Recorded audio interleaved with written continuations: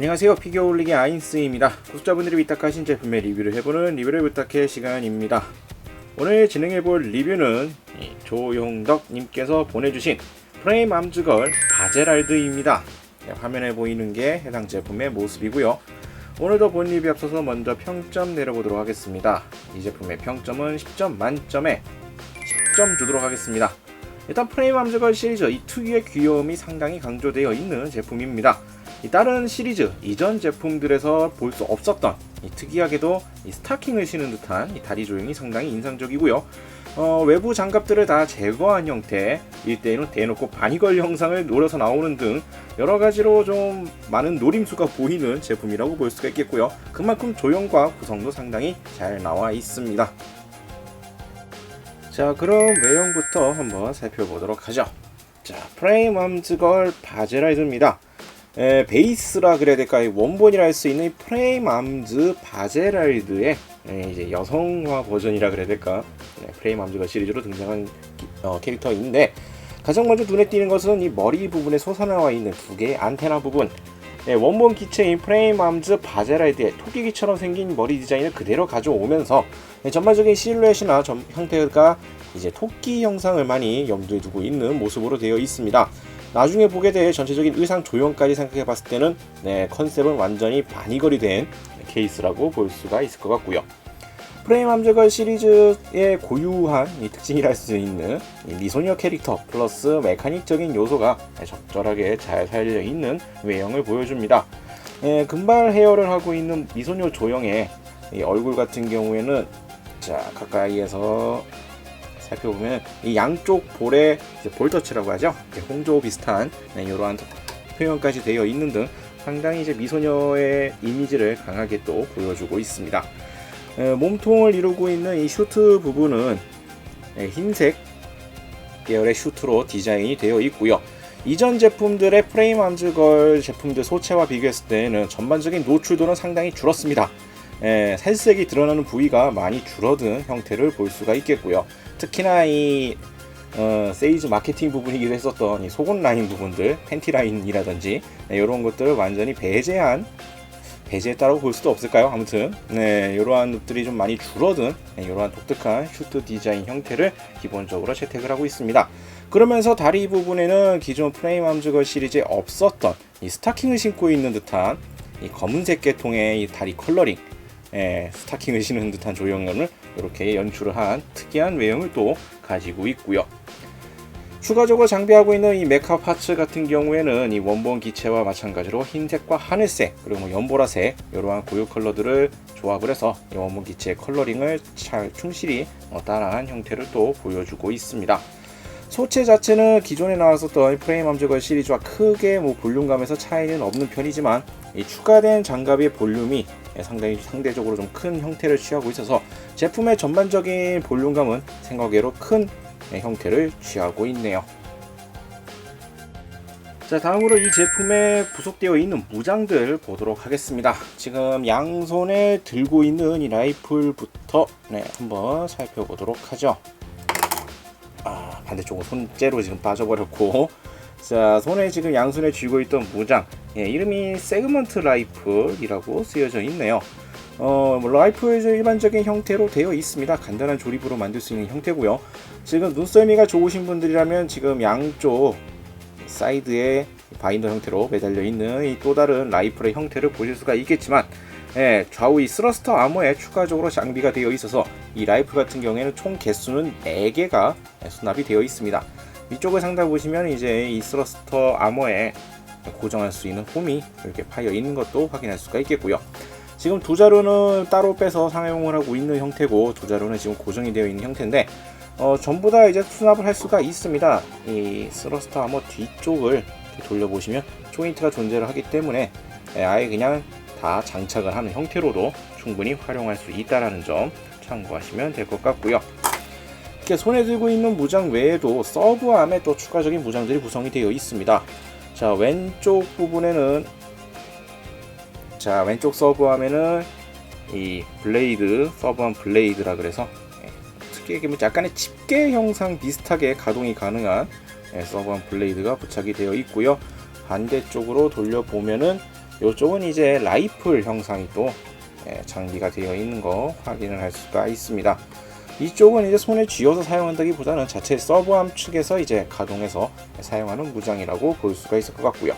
부속이 되어 있는 무장으로서는 이렇게 좌우에 부속이 되어 있는 무장들로서 구성이 되어 있다라고 알아두시면 될 것 같습니다. 자, 다음으로는 이 제품 가동률 살펴보도록 하겠습니다. 프레임 암즈걸 시리즈 소체는 거의 다 비슷한 형태이기 때문에 가동률 자체는 큰 차이가 없을 거라고 생각이 드는데요. 자, 일단 이 소체 부분, 메인 소체 부분의 가동률 위주로 살펴보게 되면은 어깨 쪽은 기존 프레임 암즈걸 형태와 거의 같습니다. 어깨 관절 자체가 뭐 많이 움직일 수 있는 형태는 아니고요. 그냥 일반적으로 어깨를 좀 움직여지는 것이 가능한 어깨 관절 형태의 확인이 가능합니다. 그리고 팔꿈치 같은 경우에는 자 90도가 넘어가는 나쁘지 않은 팔꿈치 가동률 확인을 할 수가 있겠고요. 허리 회전 같은 경우에는 아시다시피 허리가 돌아가지는 않고요. 이제 복부와 가슴 부분에 이 부분에 따로 가동이 되는 형태라서 회전이 가능합니다.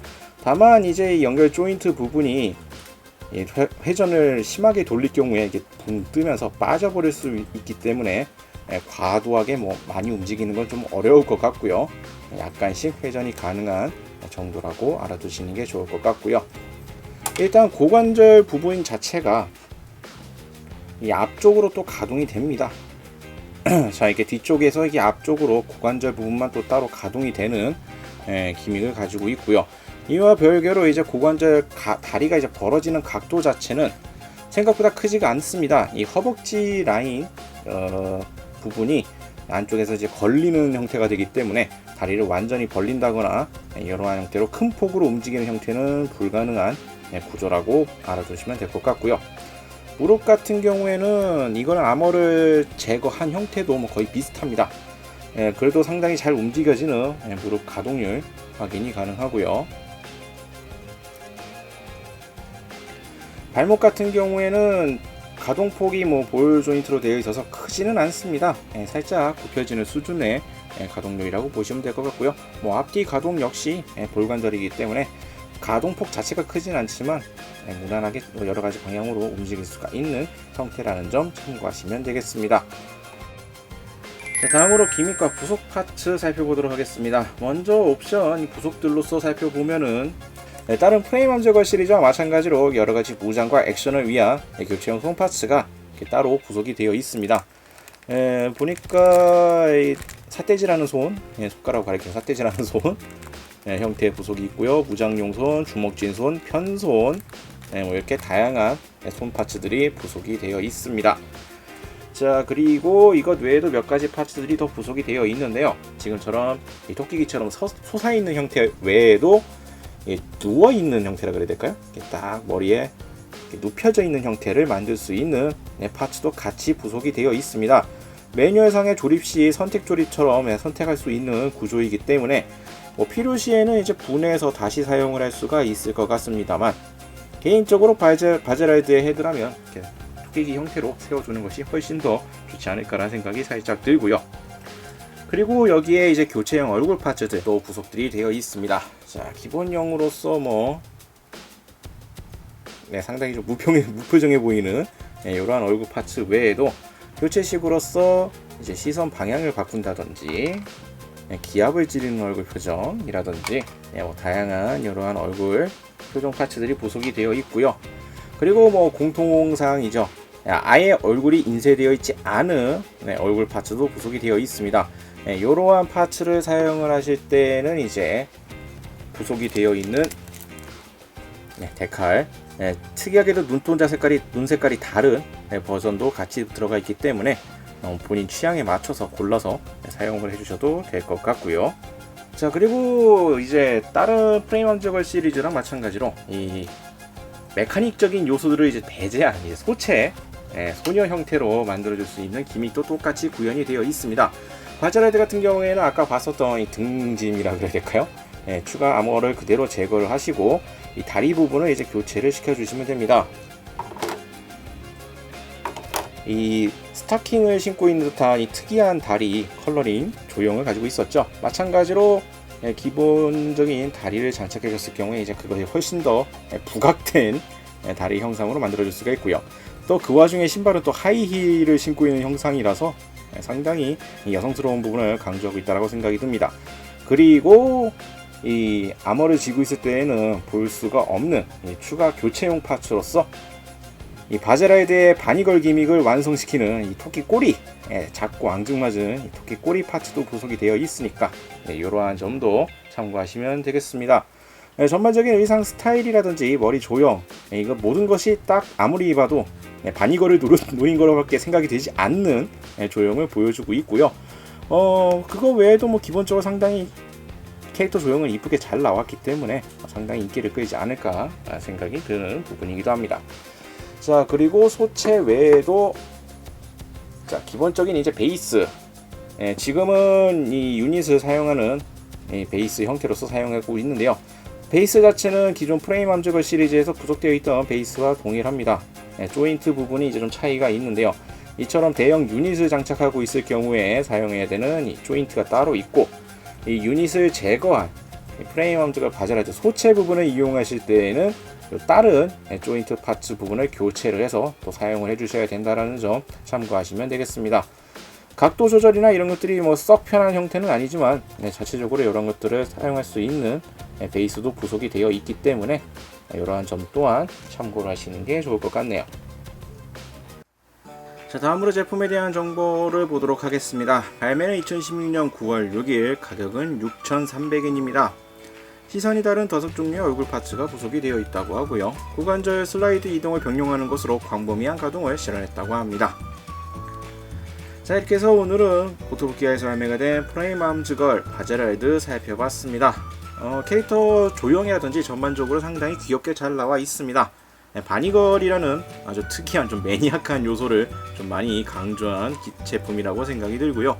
외형 자체는 상당히 귀엽게 잘 나와 있으며 색감도 이쁜 컬러링 조합으로 상당히 인기를 끌 거라고 개인적으로 생각이 됩니다. 완성도도 높은 편이고요. 부담스럽지 않은 제품으로서 가격대는 역시나 고토부키아 프레임 암즈걸 시리즈답게 조금 비싸다고 느껴질 수는 있겠으나 만족도는 상당히 높지 않을까 생각이 됩니다. 자, 오늘 영상은 여기까지고요. 다음에 또 다른 제품을 준비를 해서 찾아뵙도록 하겠습니다. 자, 위탁을 맡겨주신 조영도님께도 감사의 말씀드리면서 해당 제품 다시 돌려드리도록 하겠습니다. 혹시나도 위탁하고 싶다 하시는 분들은 아래 나가고 있는 이메일 주소로 문의 메일을 보내주시길 바랍니다. 저희가 확인 후에 답장을 드리도록 하겠습니다. 자, 오늘 영상은 여기까지고요. 다음에 또 다른 제품을 준비를 해서 찾아뵙도록 하겠습니다. 저희 유튜브 피규어홀릭 채널 좋아요와 구독 많이 부탁드리겠고요. 다음에 다시 뵙도록 하죠. 시청해주신 분들 감사합니다.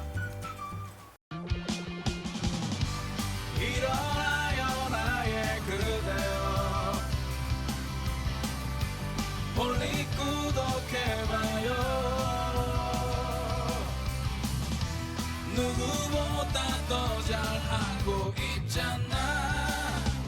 우리 항상 너와